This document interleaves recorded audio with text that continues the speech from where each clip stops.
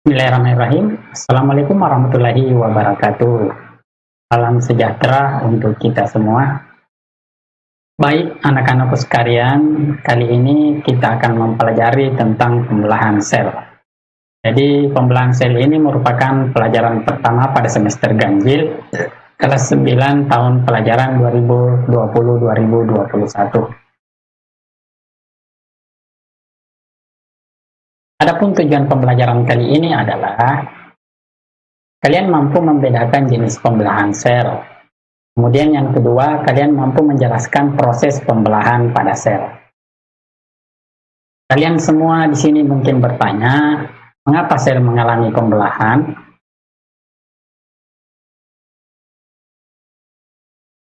Jadi, sel mengalami pembelahan ada 3 alasan. Yang pertama, untuk pertumbuhan.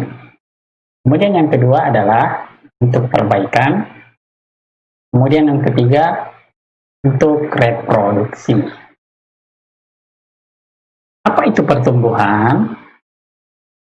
Jadi pertumbuhan di sini didefinisikan sebagai pertambahan ukuran. Pertambahan ukuran. Jadi sifatnya irreversible atau tidak dapat kembali pada ukuran semula setelah mengalami pertumbuhan. Misalnya, pada saat kalian duduk di bangku kelas 7 SMP, tinggi badan kalian 158 cm. Dan sekarang kalian telah duduk di bangku kelas 9 SMP, tinggi badan kalian misalnya 163 cm.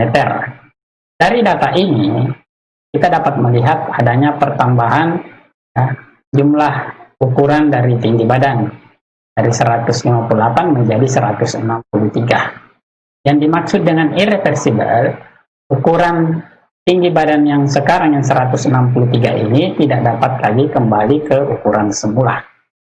Nah, sekarang, mengapa makhluk hidup bisa mengalami pertumbuhan dari adanya aktivitas sel?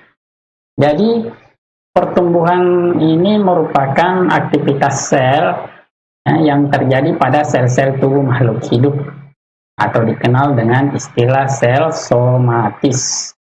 Ya, sel somatis.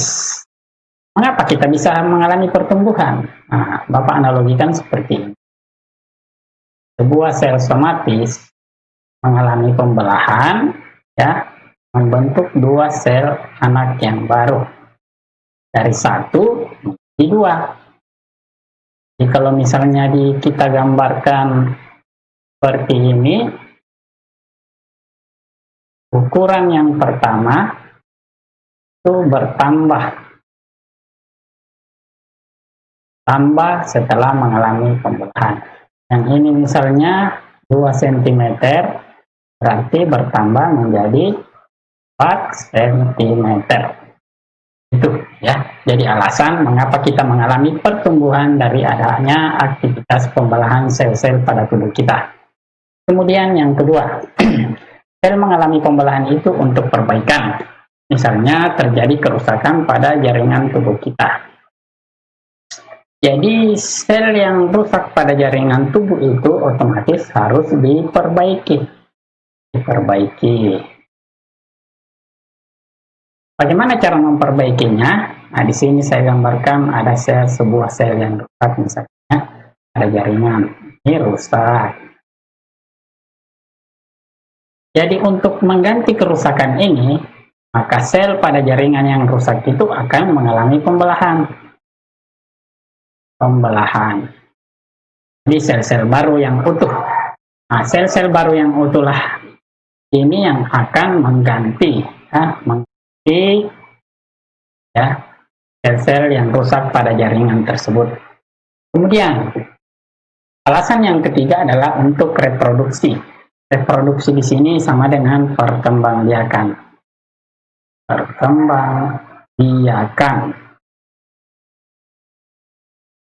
Pada perkembangbiakan itu kita kenal ada istilah secara seksual dan ada juga yang aseksual. Pada perkembangan seksual ini ya, membutuhkan pembentukan sel gamet, ya, sel gamet, ya. Pada manusia, pembentukan sel gamet ini terdiri dari dua macam, yaitu spermatogenesis, ya, spermatogenesis untuk laki-laki dan oogenesis untuk perempuan.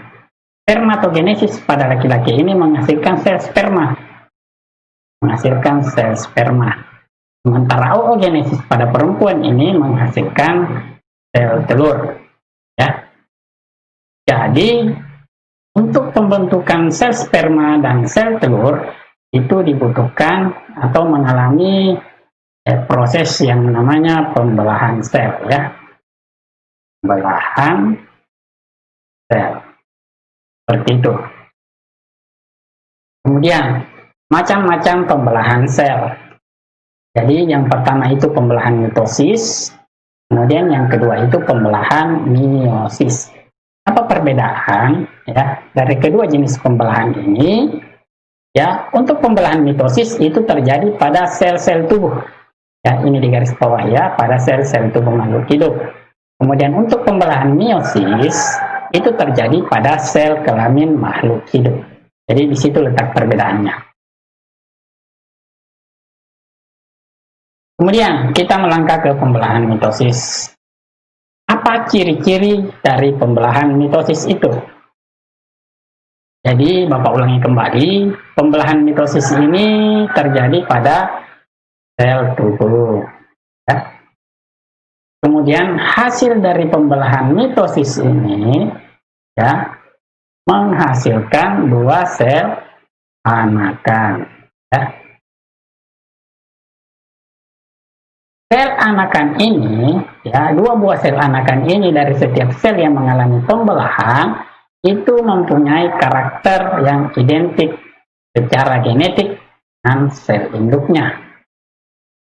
Jadi karakter anaknya diwarisi dari sel induk yang membelah tersebut. Kromosom yang dimiliki oleh sel anakan itu bersifat diploid. Jadi induk yang membelah tadi ini bersifat diploid, otomatis karena karakternya sama dengan sel anakannya, maka sel anakan ini juga bersifat diploid. Apa itu diploid? Ya, diploid adalah sel-sel yang kromosomnya berpasangan. Sehingga jika induknya itu diploid, anaknya juga diploid, ya, seperti itu. Kemudian kita masuk ke tahapan pembelahan mitosis. Apa saja tahapannya? Yang pertama, tahapan profase. Kemudian yang kedua adalah tahapan metafase. Yang ketiga, anafase, dan yang terakhir adalah telofase. Kita menuju ke tahapan yang pertama. Apa saja proses yang terjadi pada profase ini?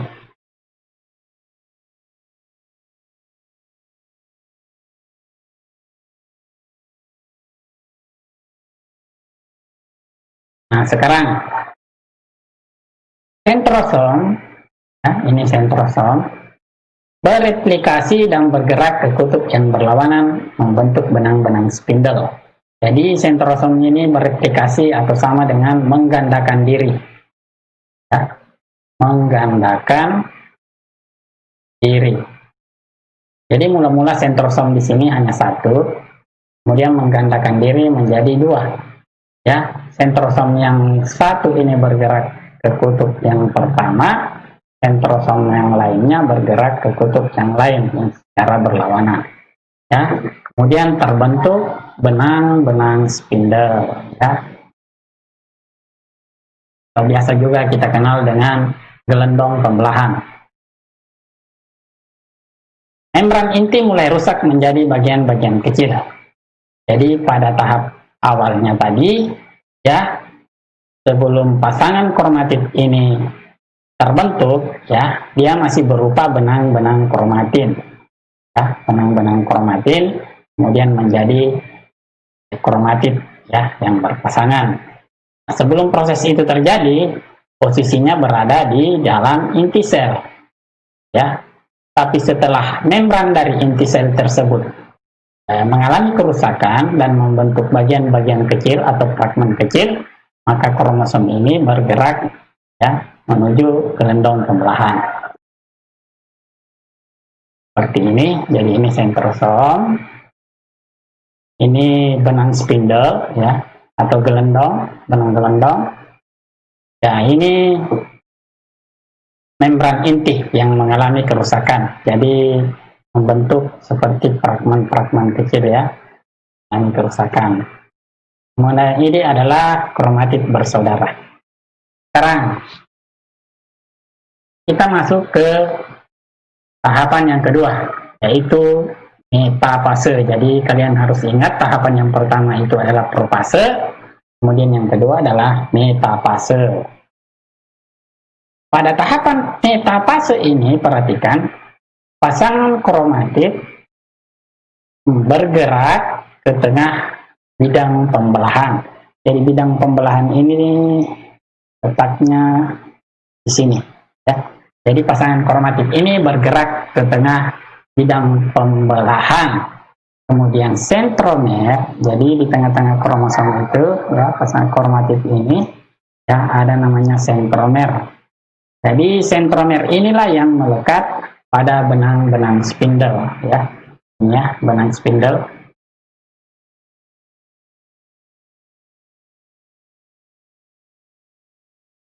Sekarang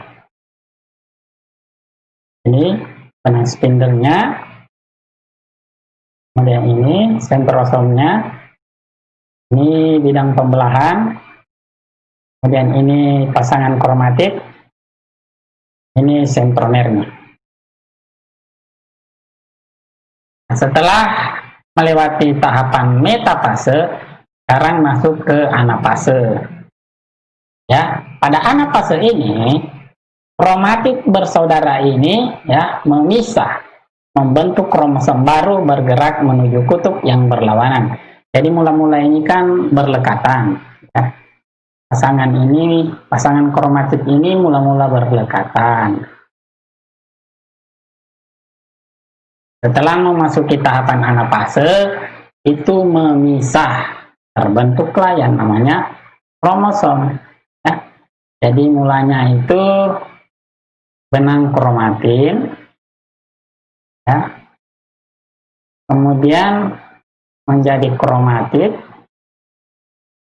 kemudian menjadi kromosom. Seperti itu. Dan kromosom yang terbentuk ini bergerak ke dua kutub yang berlawanan. Kutub pertama dan kutub yang kedua. Terjadi sitokinesis. Apa itu sitokinesis? Sitokinesis adalah proses pembelahan sitoplasma dan organel sel. Ya. Sitoplasma dan organel sel menjadi dua bagian. Hal ini terjadi karena adanya gaya tarik dari kedua sentrosom ini dan benang-benang gelendongnya ke arah dua kutub yang berlawanan. Ya, ditarik ke arah dua kutub yang berlawanan sehingga terjadi yang namanya sitokinesis atau sitoplasma dan organel-organel sel itu membelah menjadi dua bagian. Pada tahapan ini pula anafase, ya maksudnya membran sel mulai mengalami penyempitan. Jadi membran sel ini mulai mengalami penyempitan. Ya. Ini kromosom anakannya. Sekarang kita masuk ke tahap terakhir dari pembelahan mitosis, yaitu pada tahapan telopase. Pada tahapan ini, membran inti mulai terbentuk. Jadi membran inti ini mulai terbentuk. Ya, membran inti.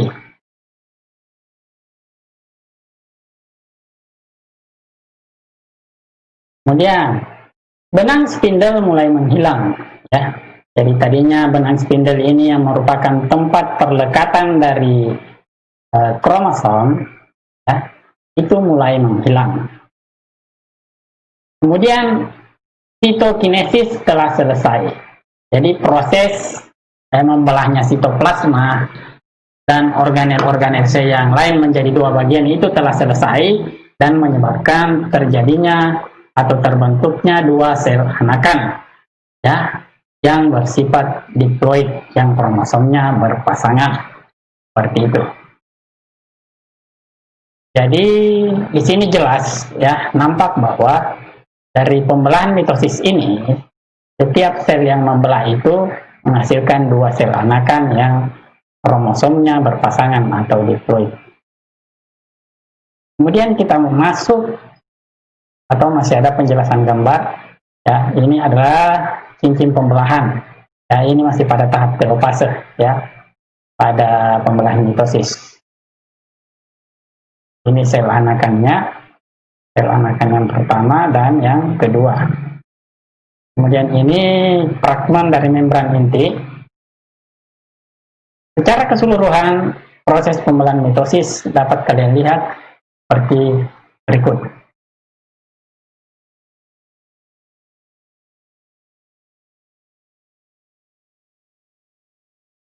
Ya, jadi membelah dari satu menjadi dua, seperti itu, ya. Sekarang kita masuk ke jenis pembelahan yang kedua, yaitu pembelahan meiosis. Jadi pembelahan meiosis ini, ya, sudah saya sampaikan tadi bahwa berlangsung pada sel kelamin, kemudian menghasilkan 4 sel anak yang memiliki separuh, ya, dari jumlah kromosom induknya. Jadi kalau dia induknya 2N, maka kromosom anaknya itu adalah separuhnya. Ini diploid, di sini haploid, atau dikenal dengan pembelahan reduksi. Ya, jadi kromosom anaknya ini bersifat haploid, kromosomnya tidak berpasangan. Kemudian pada pembelahan mitosis ini berlangsung dua tahapan, yaitu meiosis 1 dan meiosis 2. Sekarang kita masuk pada pembelahan meiosis 1. Perhatikan tayangannya.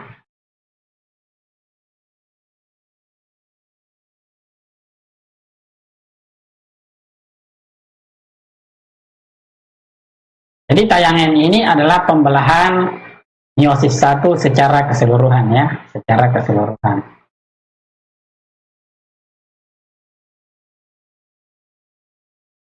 Apa saja tahapan dari pembelahan meiosis 1? Yang pertama, profase 1.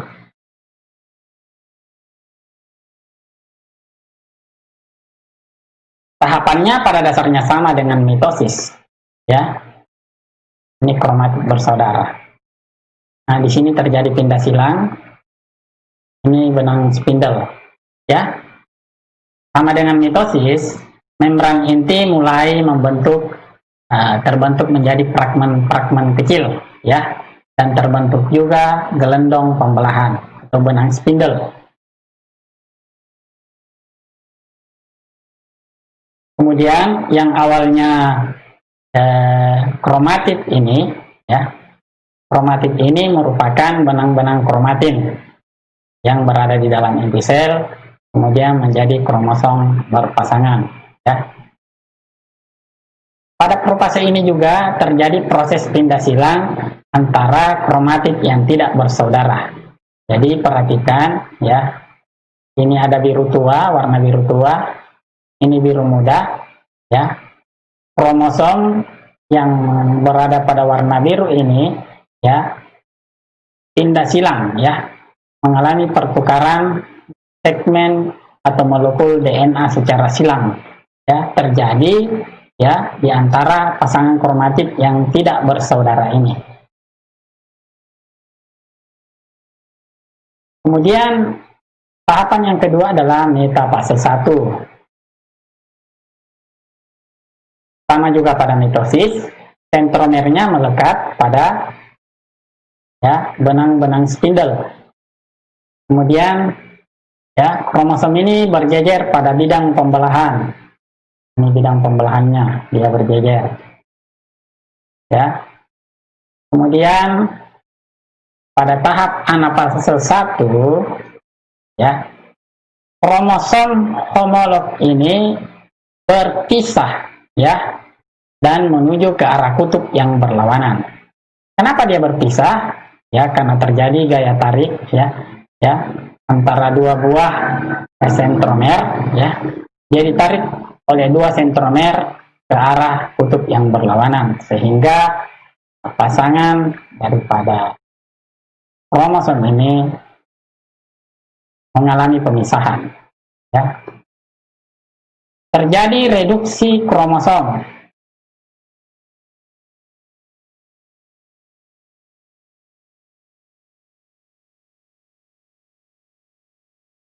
Kemudian pada tahap telopase 1 ya, perhatikan kromosom memisah dan bergerak ke kutub-kutub yang berlawanan ya. Membran inti mulai terbentuk kembali, jadi ini membran intinya mulai terbentuk kembali. Sitokinesis ya menyebabkan ya, terbentuk dua sel anak yang baru ya, ini yang pertama, ini yang kedua ya, dan dua-duanya bersifat haploid.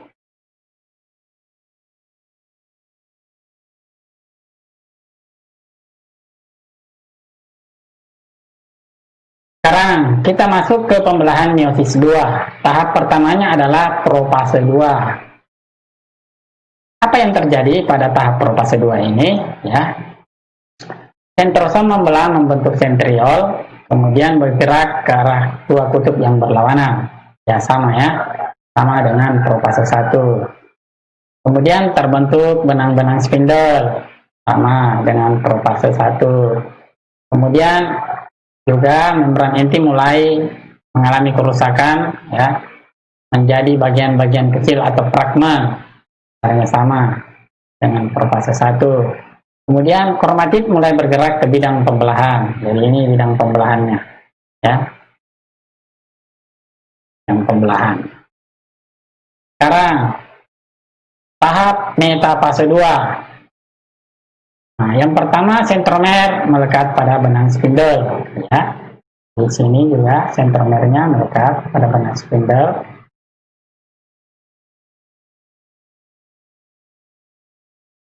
Ya, spindle.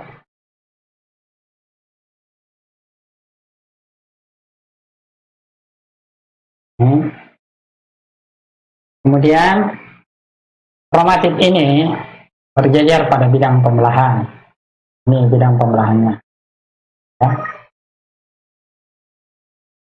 Sekarang tahap anafase 2.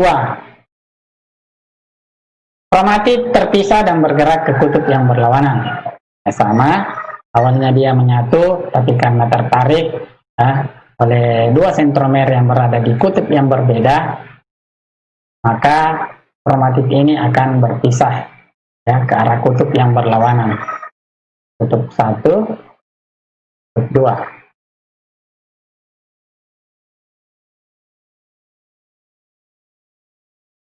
Sekarang tahap akhir dari meiosis 2 yaitu telopase 2. Benang spindle ya, sudah mulai menghilang, tidak kelihatan lagi. Kemudian nukleus terbentuk. Jadi nukleus ini yang ada di dalam ini di sel, di mana di antara nukleus ya atau inti sel dengan bagian sekitarnya atau sitoplasma itu dibatasi oleh membran inti. Membran inti. Sitokinesis terjadi ya, kemudian terbentuklah 4 buah sel anakan yang haploid ya. Seperti itu. Jadi untuk pembahasan kali ini tentang pembelahan sel cukup sekian. Sampai jumpa kembali pada pertemuan selanjutnya. Assalamualaikum warahmatullahi wabarakatuh.